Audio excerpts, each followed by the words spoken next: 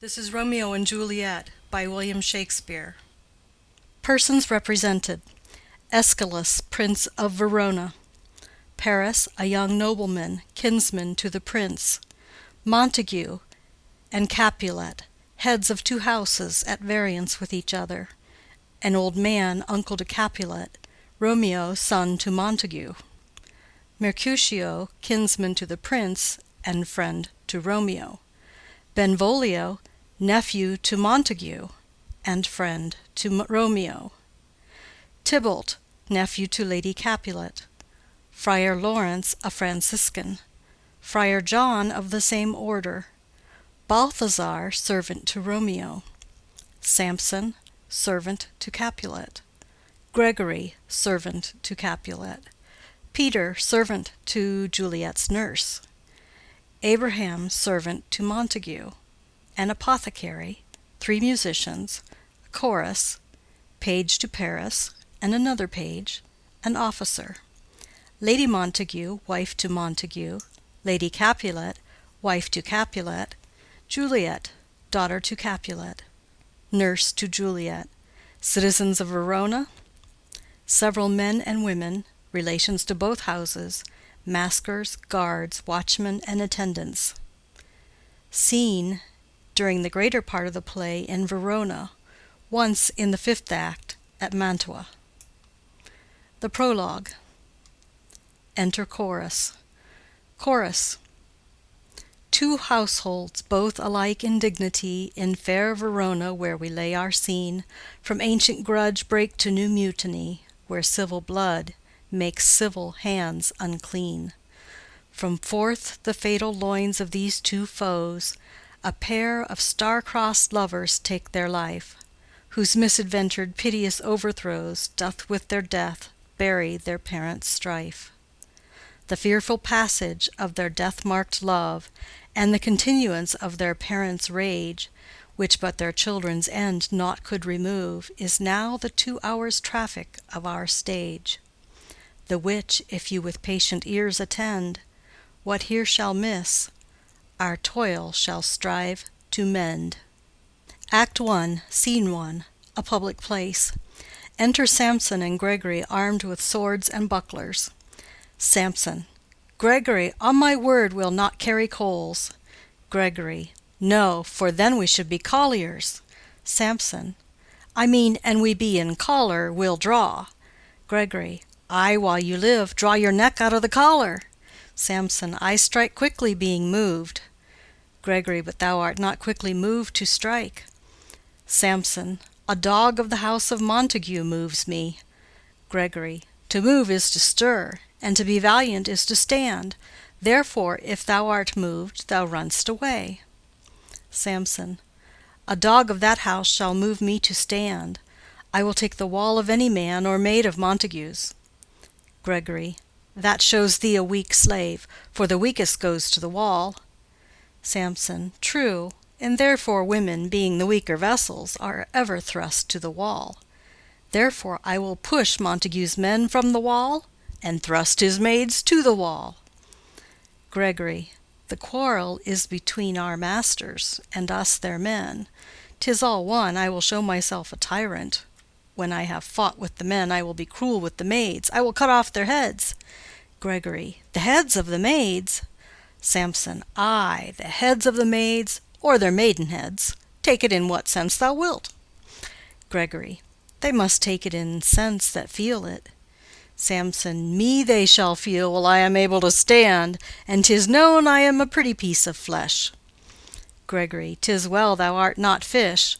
If thou hadst, thou hadst been poor. John. Draw thy tool. Here comes two of the house of Montagues. Samson. My naked weapon is out. Quarrel, I will back thee. Gregory. How? Turn thy back and run? Samson. Fear me not. Gregory. No, marry, I fear thee. Samson. Let us take the law of our sides. Let them begin. Gregory. I will frown as I pass by, and let them take it as they list. Samson. Nay, as they dare. I will bite my thumb at them, which is disgrace to them if they bear it. Enter Abraham and Balthazar. Abraham. Do you bite your thumb at us, sir? Samson. I do bite my thumb, sir.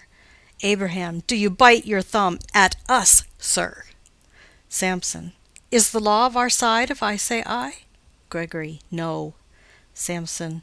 No, sir, I do not bite my thumb at you, sir, but I bite my thumb, sir. Gregory. Do you quarrel, sir? Abraham. Quarrel, sir? No, sir. Samson. But if you do, sir, I am for you. I serve as good a man as you. Abraham. No better. Samson. Well, sir.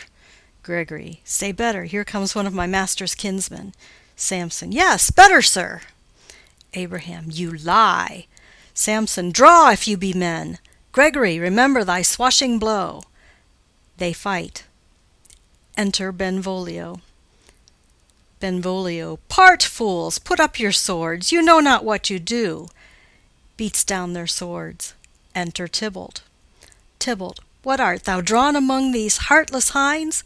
Turn thee, Benvolio, look upon thy death. Benvolio. I do but keep the peace. Put up thy sword, or manage it to part these men with me. Tybalt. What, drawn, and talk of peace? I hate the word, as I hate hell, all Montagues, and thee. Have at thee, coward. They fight. Enter several of both houses, who join the fray. Then enter citizens with clubs. One citizen. Clubs, bills, and partisans, strike, beat them down. Down with the Capulets, down with the Montagues. Enter Capulet in his gown, and Lady Capulet. Capulet. What noise is this? Give me my long sword. Ho! Lady Capulet. A crutch, a crutch! Why call you for a sword? Capulet. My sword, I say! Old Montague has come and flourishes his blade in spite of me. Enter Montague and his Lady Montague. Montague. Thou villain Capulet, hold me not, let me go. Lady Montague. Thou shalt not stir one foot to seek a foe. Enter Prince with attendants. Prince. Rebellious subjects, enemies to peace, profaners of this neighbor-stained steel, will they not hear? What ho, you men, you beasts, that quench the fire of your pernicious rage with purple fountains issuing from your veins? On pain of torture from those bloody hands, throw your mistempered weapons to the ground, and hear the sentence of your moved prince. 3 civil brawls, bred of an airy word, by thee, old Capulet, and Montague, have thrice disturbed the quiet of our streets, and made Verona's ancient citizens cast by their grave beseeming ornaments, to wield old partisans, in hands as old, cankered with peace, to part your cankered hate. If ever you disturb our streets again, your lives shall pay the forfeit of the peace. For this time all the rest depart away. You, Capulet, shall go along with me, and Montague, come you this afternoon, to know our further pleasure in this case, to old Freetown, our common judgment place. Once more, on pain of death, all men depart. Exit Prince and attendants, Capulet, Lady Capulet, Tybalt, citizens, and servants. Montague. Who set this ancient quarrel new abroach?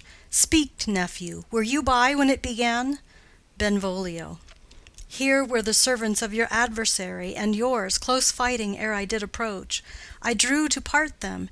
In the instant came the fiery Tybalt with his sword prepared, which as he breathed defiance to my ears he swung about his head and cut the winds, who, nothing hurt withal, hissed him in scorn. While we were interchanging thrusts and blows, came more, and fought on part and part, till the prince came, who parted either part. Lady Montague. Oh, where is Romeo? Saw you him to-day? Right glad I am he was not at this fray. Benvolio. Madam, an hour before the worshipped sun peered forth the golden window of the east, a troubled mind drave me to walk abroad, where, underneath the grove of sycamore, that westward rooteth from the city's side, so early walking did I see your son. Towards him I made, but he was ware of me, and stole into the covert of the wood. I, measuring his affections by my own, that most are busied when they're most alone, pursued my humor, not pursuing his, and gladly shunned who gladly fled from me. Montague. Many a morning hath he there been seen, with tears augmenting the fresh morning's dew, adding to clouds more clouds with his deep sighs, but all so soon as the all-cheering sun should in the farthest east begin to draw the shady curtains from Aurora's bed, away from light steals home my heavy son, and private in his chamber pens himself, shuts up his windows, locks fair daylight out, and makes himself an artificial night. Black and portentous must this humor prove, unless good counsel may the cause remove. Benvolio. My noble uncle, do you know the cause? Montague. I neither know it nor can learn of him. Benvolio. Have you importuned him by any means? Montague. Both by myself and many other friends. But he, his own affection's counselor, is to himself, I will not say how true, but to himself so secret and so close, so far from sounding and discovery, as is the bud bit with an envious worm ere he can spread his sweet leaves to the air, or dedicate his beauty to the sun. Could we but learn from whence his sorrows grow, we would as willingly give cure as know. Benvolio. See, here he comes. So please you step aside. I'll know his grievance, or be much denied. Montague. I would thou wert so happy by thy stay to hear true shrift. Come, madam, let's away. Exit Montague and lady. Enter Romeo. Benvolio. Good morrow, cousin. Romeo. Is the day so young? Benvolio. But new struck 9. Romeo. Ay me, sad hours seem long. Was that my father that went hence so fast? Benvolio. It was. What sadness lengthens Romeo's hours? Romeo. Not having that which having makes them short. Benvolio. In love? Romeo. Out. Benvolio. Of love? Romeo. Out of her favor where I am in love. Benvolio. Alas, that love, so gentle in his view, should be so tyrannous and rough in proof. Romeo. Alas, that love, whose view is muffled still, should without eyes see pathways to his will. Where shall we dine? O me! What fray was here? Yet tell me not, for I have heard it all. Here's much to do with hate, but more with love. Why then, O brawling love, O loving hate, O anything of nothing first create, O heavy lightness, serious vanity, misshapen chaos of well-seeming forms, feather of lead, bright smoke, cold fire, sick health, still waking sleep that is not what it is. This love feel I, that feel no love in this. Dost thou not laugh? Benvolio. No cause, I rather weep. Romeo. Good heart at what? Benvolio. At thy good heart's oppression. Romeo. Why, such is love's transgression. Griefs of mine own lie heavy in my breast, which thou wilt propagate, to have it pressed with more of thine. This love that thou hast shown doth add more grief to too much of mine own. Love is a smoke raised with the fume of sighs, being purged, a fire sparkling in lovers' eyes, being vexed, a sea nourished with lovers' tears. What is it else? A madness most discreet, a choking gall and a preserving sweet. Farewell, my coz. Going. Benvolio. Soft, I will go along, and if you leave me so, you do me wrong. Romeo. Tut! I have lost myself. I am not here. This is not Romeo, he's some other where. Benvolio. Tell me in sadness, who is that you love? Romeo. What, shall I groan and tell thee? Benvolio. Groan? Why no, but sadly tell me who. Romeo. Bid a sick man in sadness make his will? Ah, word ill urged to one that is so ill. In sadness, cousin, I do love a woman. Benvolio. I aimed so near when I supposed you loved. Romeo. A right good markman, and she's fair I love. Benvolio. A right fair mark, fair coz, is soonest hit. Romeo. Well, in that hit you miss. She'll not be hit with Cupid's arrow. She hath Dian's wit, and in strong proof of chastity well armed, from love's weak childish bow she lives unharmed. She will not stay the siege of loving terms, nor bide the encounter of assailing eyes, nor ope her lap to saint-seducing gold. Oh, she's rich in beauty, only poor that when she dies, with beauty dies her store. Benvolio, then she hath sworn that she will still live chaste? Romeo, she hath, and in that sparing makes huge waste. For beauty, starved with her severity, cuts beauty off from all posterity. She is too fair, too wise, wisely too fair, to merit bliss by making me despair. She hath forsworn to love, and in that vow do I live dead that live to tell it now. Benvolio, be ruled by me, forget to think of her. Romeo, oh, teach me how I should forget to think. Benvolio, by giving liberty unto thine eyes, examine other beauties. Romeo, 'tis the way to call hers exquisite in question more. These happy masks that kiss fair ladies' brows, being black, puts us in mind they hide the fair. He that is struck and blind cannot forget the precious treasure of his eyesight lost. Show me a mistress that is passing fair. What doth her beauty serve but as a note where I may read who passed that passing fair?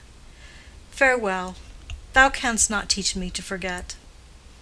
Benvolio, I'll pay that doctrine, or else die in debt. Exit. End of Scene 1. Scene 2. A street. Enter Capulet, Paris, and servant. Capulet. But Montague is bound as well as I, in penalty alike, and 'tis not hard, I think, for men so old as we to keep the peace. Paris. Of honorable reckoning are you both, and pity 'tis you lived at odds so long. But now, my lord, what say you to my suit? Capulet. But saying o'er what I have said before, my child is yet a stranger in the world. She hath not seen the change of 14 years. Let 2 more summers wither in their pride, ere we may think her ripe to be a bride. Paris. Younger than she our happy mother's maid. Capulet. And too soon marred are those so early made.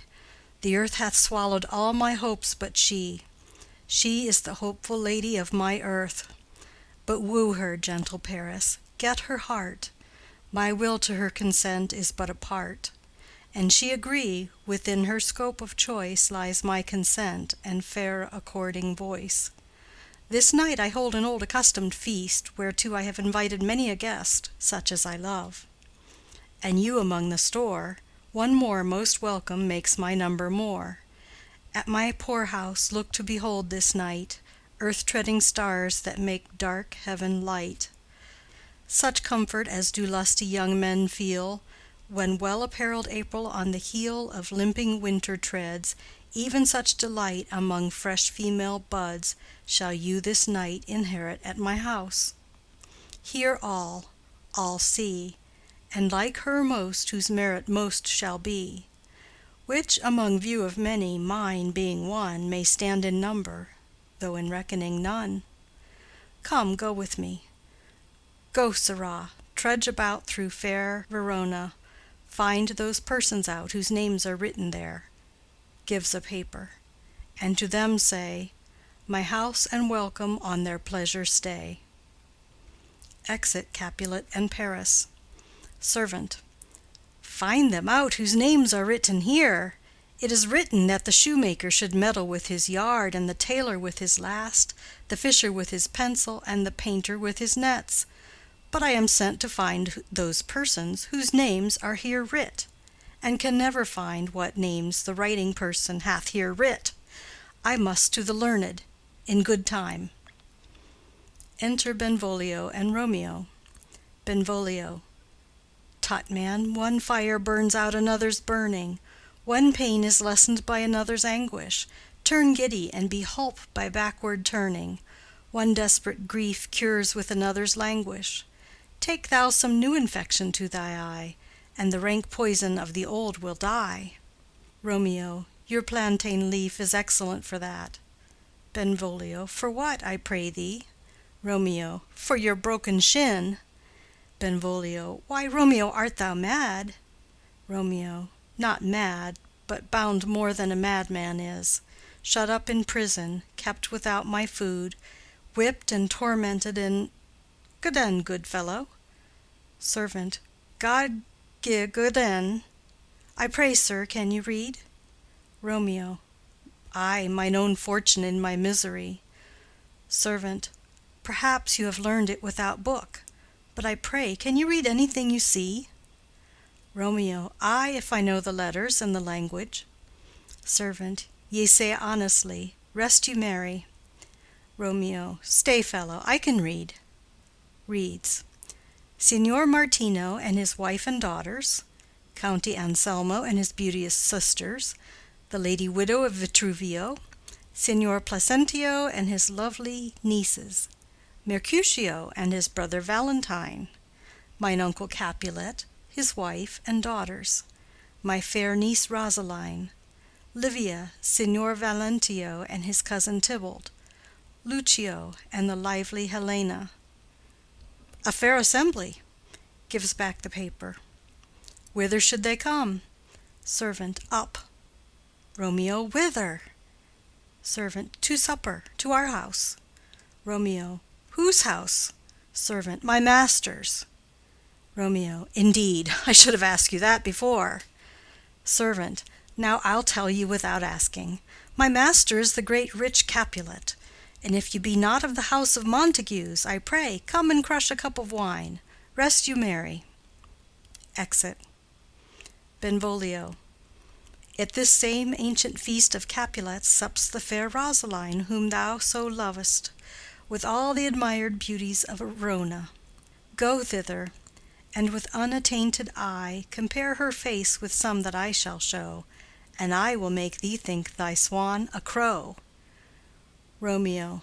When the devout religion of mine eye maintained such falsehood, then turn tears to fires, and these, who often drowned, could never die, transparent heretics, be burnt for liars. One fairer than my love? The all-seeing sun ne'er saw her match since first the world begun. Benvolio. Tut, you saw her fair, none else being by, herself poised with herself in either eye. But in that crystal scales let there be weighed your lady's love against some other maid that I will show you shining at this feast, and she shall scant show well that now shows best. Romeo. I'll go along, no such sight to be shown, but to rejoice in splendor of mine own. Exit. Scene 3. Room in Capulet's house. Enter Lady Capulet and nurse. Lady Capulet. Nurse, where's my daughter? Call her forth to me. Nurse. By my maidenhead, at 12-year-old I bade her come. What, lamb? What, ladybird? God forbid! Where's this girl? What, Juliet? Enter Juliet. Juliet. How now, who calls? Nurse. Your mother. Juliet. Madam, I am here. What is your will? Lady Capulet. This is the matter. Nurse, give leave a while. We must talk in secret. Nurse, come back again. I have remembered me. Thou's hear our counsel. Thou knowest my daughter's of a pretty age. Nurse. Faith, I can tell her age unto an hour. Lady Capulet. She's not 14. Nurse. I'll lay 14 of my teeth, and yet to my teen be it spoken, I have but 4. She is not 14. How long is it now to Lammastide? Lady Capulet. A fortnight and odd days. Nurse. Even or odd, of all the days in the year, come Lammas Eve at night shall she be 14. Susan and she, God rest all Christian souls, were of an age. Well, Susan is with God. She was too good for me. But, as I said, on Lammas Eve at night shall she be 14. That shall she, Mary. I remember it well. 'Tis since the earthquake now 11 years, and she was weaned. I never shall forget it. Of all the days of the year, upon that day, for I had then laid wormwood to my dug, sitting in the sun under the dove-house wall, My lord and you were then at Mantua. Nay, I do bear a brain. But as I said, when it did taste the wormwood on the nipple of my dug, and felt it bitter, pretty fool, to see it tetchy and fall out with the dug. Shake, quoth the dove-house, 'twas no need, I trow, to bid me trudge, and since that time it is 11 years.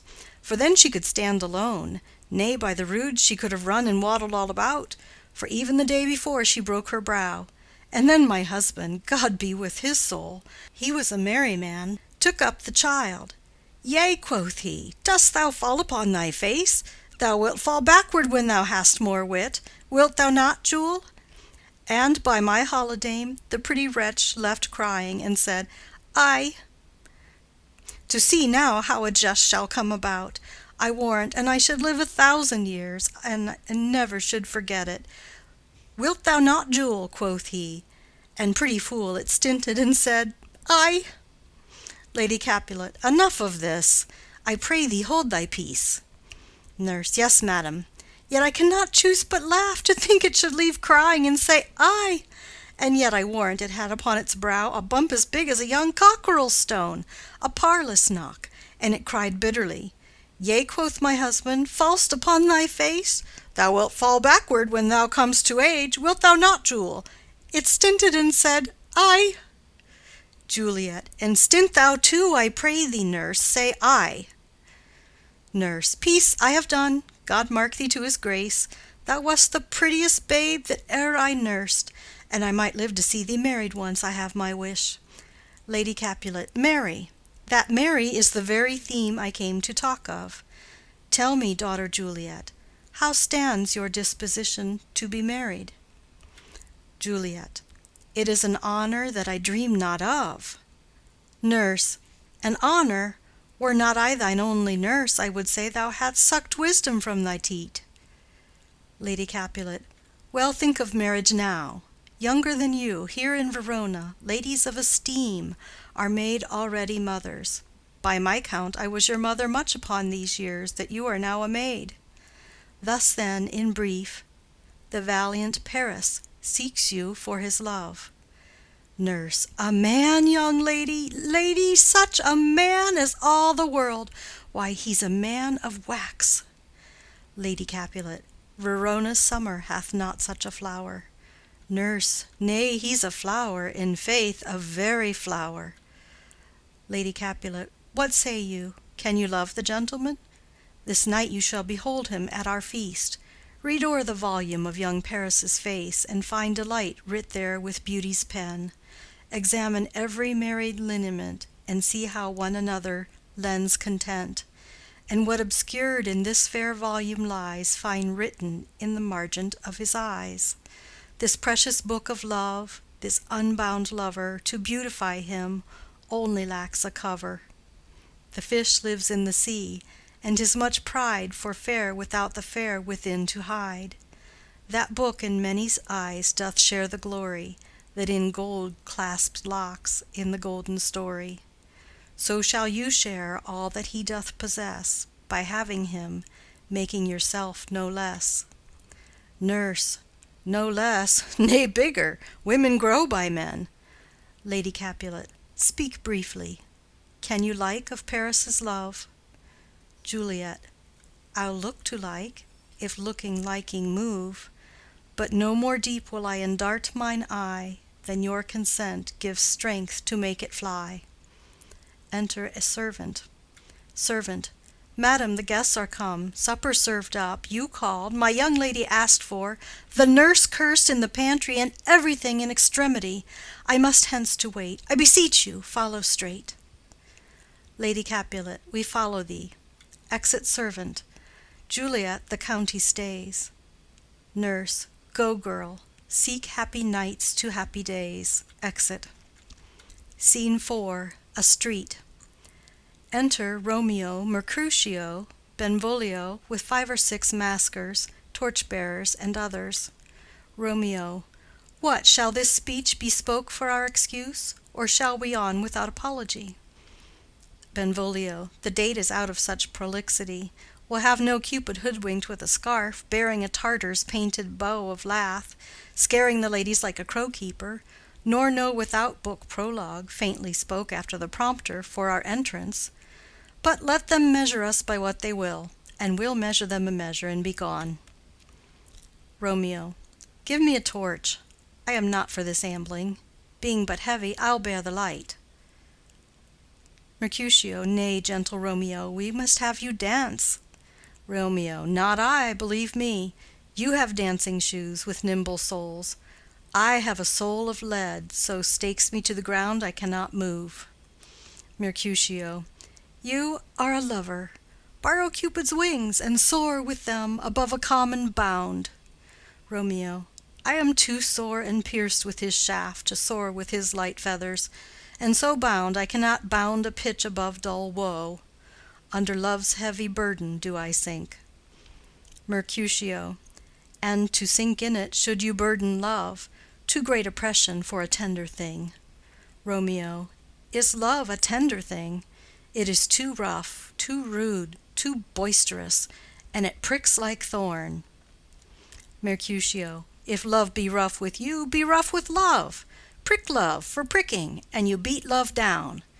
Give me a case to put my visage in, putting on a mask. A vizard for a vizard. What care I what curious eye doth quote deformities? Here are the beetle brows, shall blush for me. Benvolio. Come, knock and enter, and no sooner in but every man betake him to his legs. Romeo. A torch for me. Let wantons light of heart tickle the senseless rushes with their heels, for I am proverbed with the grandsire phase. I'll be a candle holder, and look on. The game was ne'er so fair, and I am done. Mercutio. Tut! Done's the mouse, the constable's own word. If thou art done, we'll draw thee from the mire of this, sir, reverence, love, wherein thou stickest up to the ears. Come, we burn daylight. Ho! Romeo. Nay, that's not so. Mercutio. I mean, sir, in delay we waste our lights in vain, like lamps by day. Take our good meaning, for our judgment sits 5 times in that ere once in our 5 wits. Romeo. And we mean well in going to this mask, but 'tis no wit to go. Mercutio. Why, may one ask? Romeo. I dreamt a dream to-night. Mercutio. So did I. Romeo. Well, what was yours? Mercutio. That dreamers often lie. Romeo.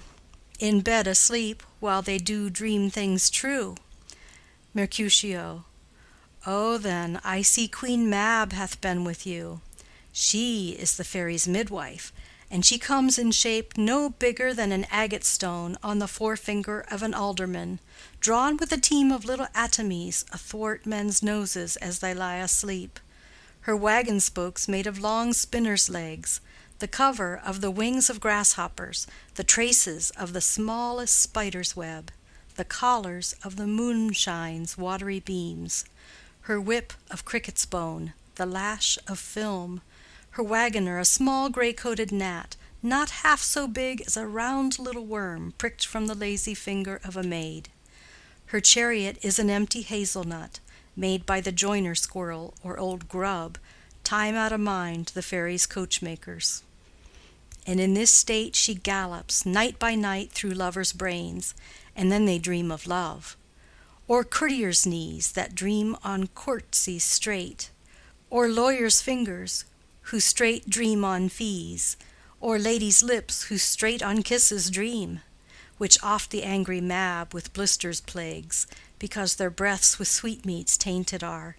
Sometimes she gallops o'er a courtier's nose, and then dreams he of smelling out a suit.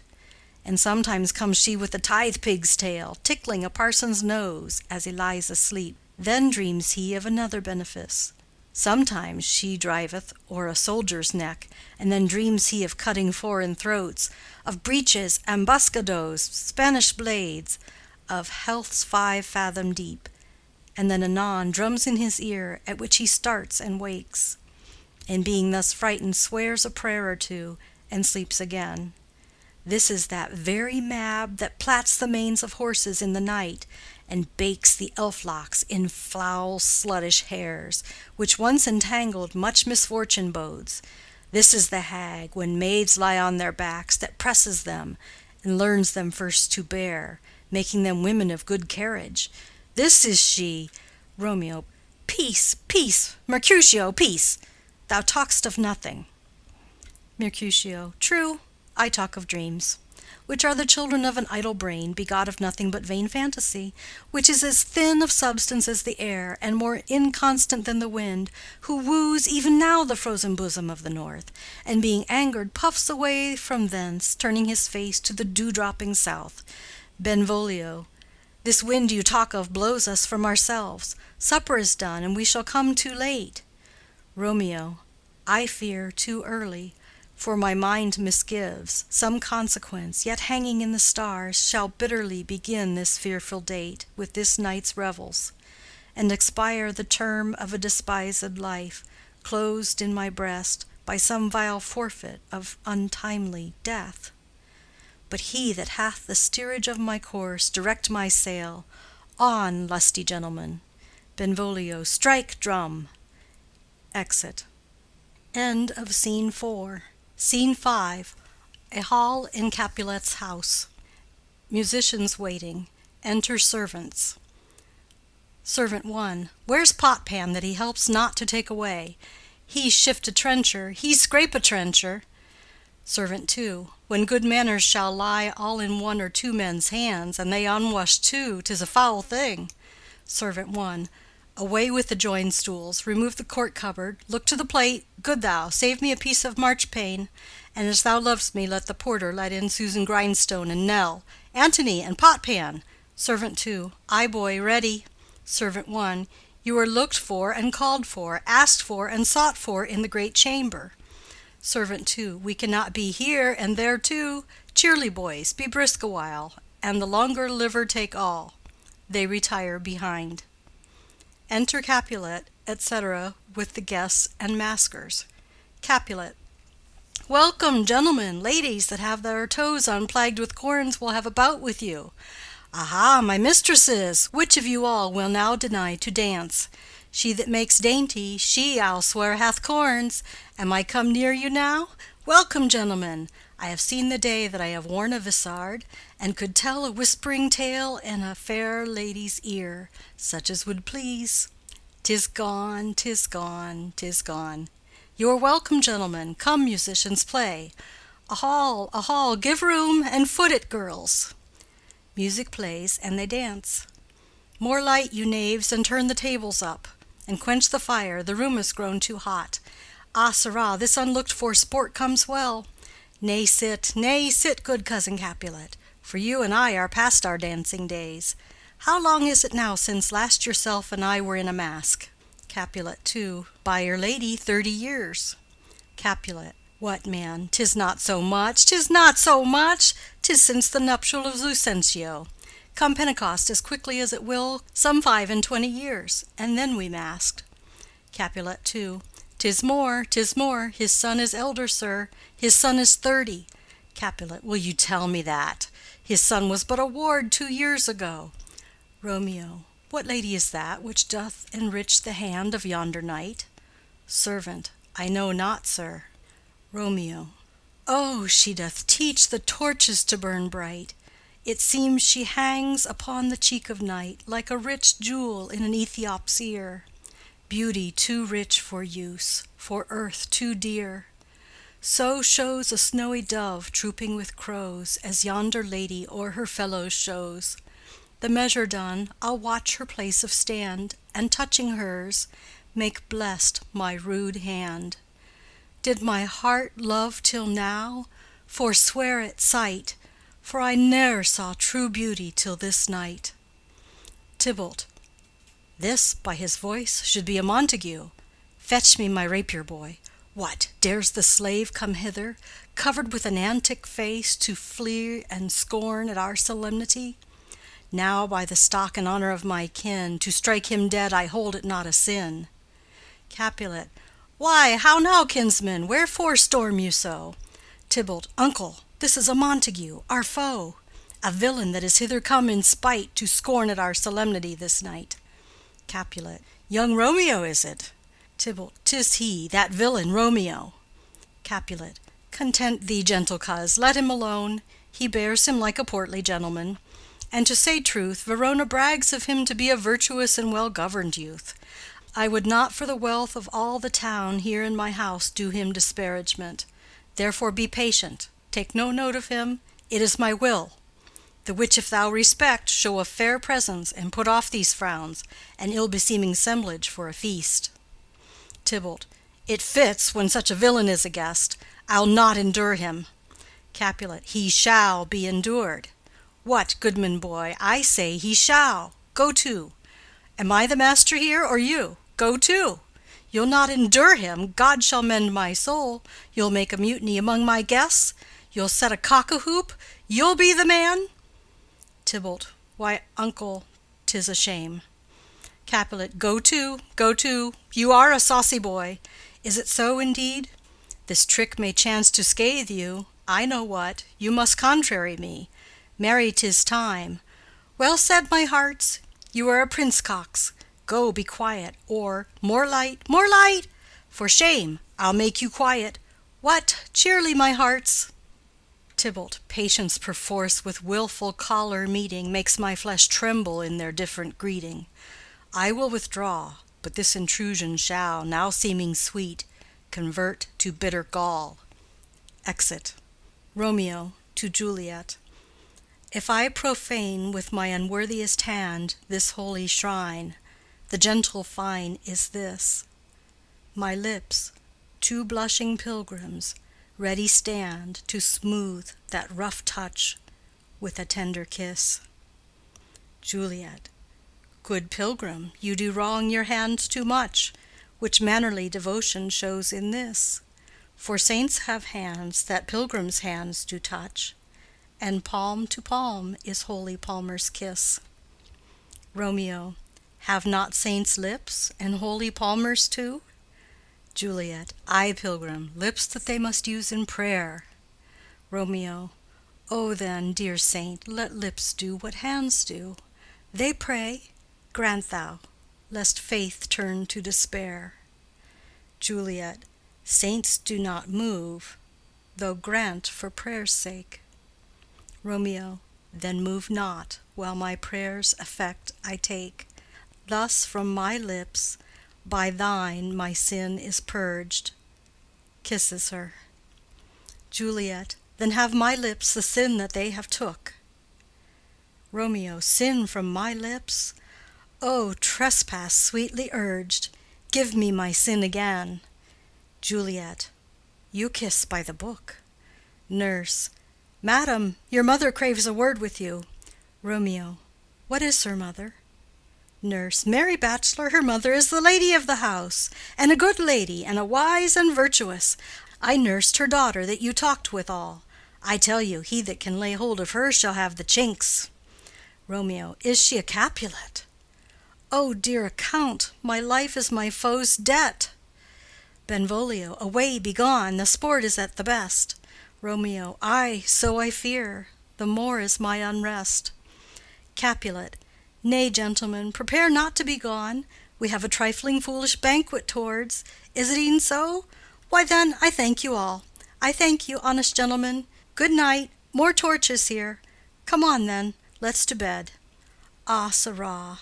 To second Capulet. By my fay, it waxes late. I'll to my rest. Exit all but Juliet and nurse. Juliet. Come hither, nurse. What is yon gentleman? Nurse. The son and heir of old Tiberio. Juliet. What's he that now is going out of door? Nurse. Marry, that I think be young Petruchio. Juliet. What's he that follows there, that would not dance? Nurse. I know not. Juliet. Go ask his name. If he be married, my grave is like to be my wedding bed. Nurse.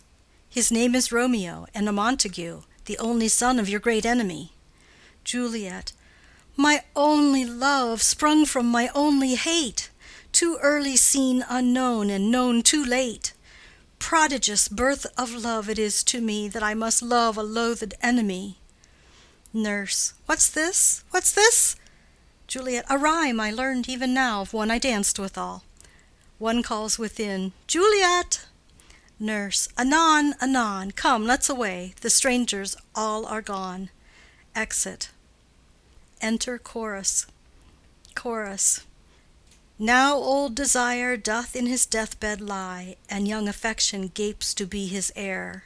That fair for which love groaned for and would die, with tender Juliet matched, is now not fair. Now Romeo is beloved, and loves again, alike bewitched by the charm of looks. But to his foe supposed he must complain, and she steal love's sweet bait from fearful hooks. Being held a foe, he may not have access to breathe such vows as lovers used to swear. And she as much in love, her means much less to meet her new beloved anywhere. But passion lends them power, time means to meet, tempering extremities with extreme sweet.